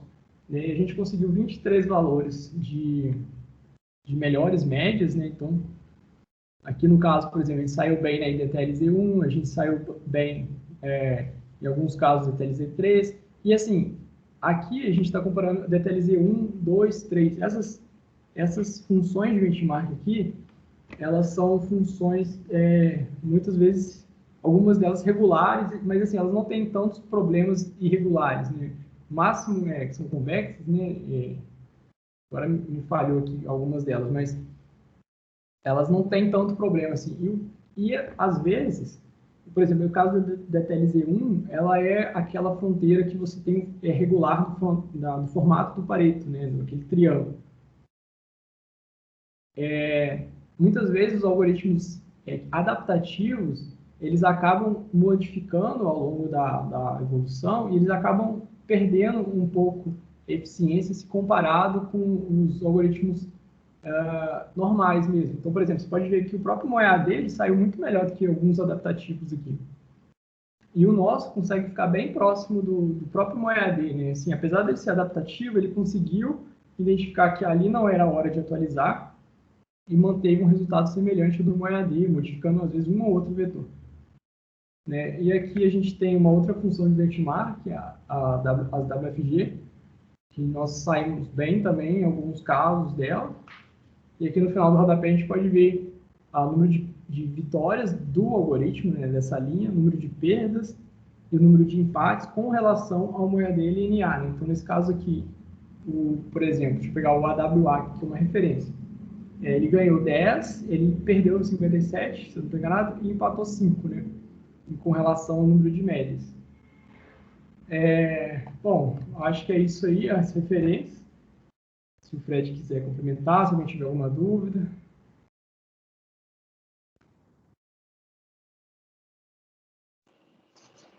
Excelente, Paulo. Obrigado pela apresentação. Eu acho que foi excelente a apresentação, foi bem completa, né, bem ampla. E aí eu pergunto aos colegas, aos alunos aí, se tem alguma pergunta, alguma dúvida. Não uma dúvida específica do assunto, mas essa apresentação já está lá no Moodle? A gente vai ter acesso a ela? Eu não... Não, eu não disponibilizei não, mas eu posso Poderia? Posso colocar lá. Beleza. Eu tenho uma dúvida, acho que é até mais básica, mas, por exemplo, tem a divisão, né, pelo que a gente aprendeu aí, de many e multi-objetivo. Uhum. Essa evolução foi algo diferente ou, por exemplo, o pessoal foi melhorando os operadores, igual aí, no caso, propôs um operador novo? Como, eu não entendi ainda bem, assim, por que teve essa divisão e essa evolução, né? Parece que tem mais estudos relacionados a mini objectives. Eu vou responder sua pergunta, mas só complementando que lá na plataforma do Moodle eu coloquei uma aula sobre Many Objectives, tá? Onde essa questão ela é bem explicada em detalhes. Mas respondendo aí a sua pergunta, né? Inicialmente na área de otimização multiobjetivo, quando os pesquisadores estavam desenvolvendo algoritmos genéticos para otimização multiobjetivo, sempre se trabalhava com problemas de 2, 3 objetivos, porque o enfoque era na eficácia desses métodos, era a capacidade deles de resolver o problema. Uma vez que, lá para os anos 2000, os métodos, se percebeu que já tínhamos métodos eficientes para resolver problemas de otimização multiobjetivo, alguns pesquisadores resolveram experimentar o que acontecia com esses algoritmos, que eram estado da arte na época, quando eu aumentava o número de objetivos. Então, eles testaram os métodos, nós discutimos aqui NSGA2, SPEA2, que eram estado da arte aí no início dos anos 2000. Então, o que acontecia com esses algoritmos quando eu aplicava eles em problemas com 5, 6, 10 objetivos? E aí se percebeu que esses algoritmos simplesmente não convergiam. E eles não convergiam por quê? Pela incapacidade da Pareto dominância de ordenar soluções em espaços de alta dimensão. Só que esse alta dimensão para nós é qualquer coisa aí maior que 3, em geral. 4 ou 5 objetivos para cima, a dominância perde a sua capacidade de ordenação, de diferenciação das soluções. Tá? E aí o algoritmo passa a ser uma busca aleatória, né? Porque se eu não consigo ordenar por dominância, todas as soluções acabam sendo igualmente preferidas na seleção, e aí o algoritmo se torna uma busca aleatória, ele perde pressão seletiva. Né? E aí, a partir dessa constatação, os pesquisadores começaram a desenvolver métodos específicos para lidar com o problema de otimização em muitos objetivos. E aí se desenvolveu o NSGA3, que é a terceira versão do NSGA, e verificou-se que o MoEAD era um algoritmo relativamente pouco sensível, né, à escala dos objetivos, pelo fato de trabalhar com a decomposição e não trabalhar com dominância. Isso já ajudava bastante o método.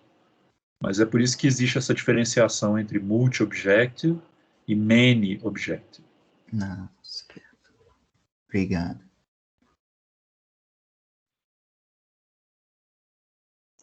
Mais alguma questão, pessoal?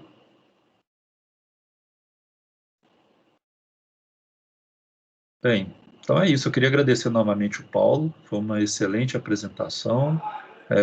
Observem aí que o Paulo está próximo, até meados do ano, ele conclui, né, seu mestrado. E ele está com resultados bastante fortes, né, bem interessantes para o método que ele desenvolveu. É um método sofisticado, mas é o resultado de uma dissertação de mestrado. Né? Acho que é isso. Agradeço aí a presença de todos e vou encerrar a gravação aqui.